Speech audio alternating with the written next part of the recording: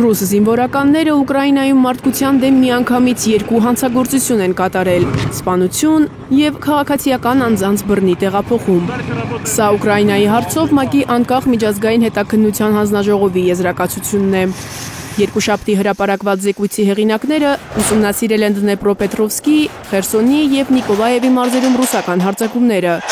Պնդում են, 300 կիլոմետր տարածքում ռուսական կողմի համակարգված գործողությունների նպատակն է եղել ուկրաինացիներին իրենց տներից վտարելը։ 226 մարդու հետ հարցազրույց են արել ՄԱԿ-ի հանձնաժողովի ներկայացուցիչները։ Բնակիչներ, հումանիտար աշխատողներ, տեղական իշխանության ներկայացուցիչներ պնդել են, որ ռուսական անօդաչուները հետապնդում են խաղաղ բնակիչներին, ֆիքսում ապաստարանների վայրերը, հաճախ հարվածում պատասպարվելու պահին։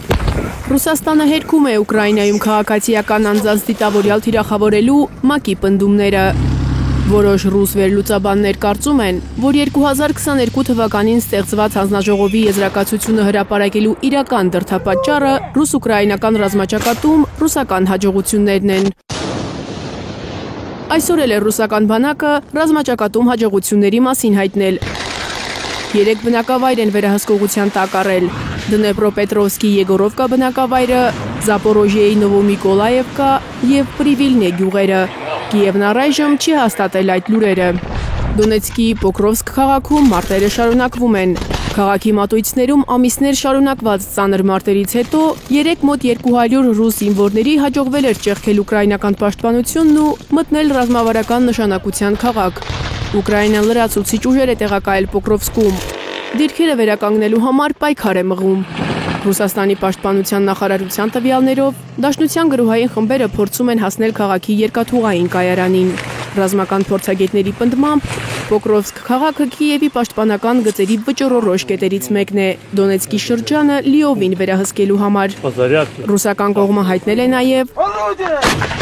որ ռուսական զորքերը հարվածներ են հասցրել Սումիի և Կոնոպկի մոտակայքում գտնվող ուկրաինական ստորաբաժանումներին։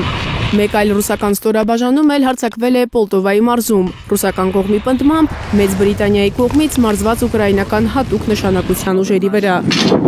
Մարիամ Ամիրջանյան, Արմեն Ապրեսյան, Հայլուրի համար։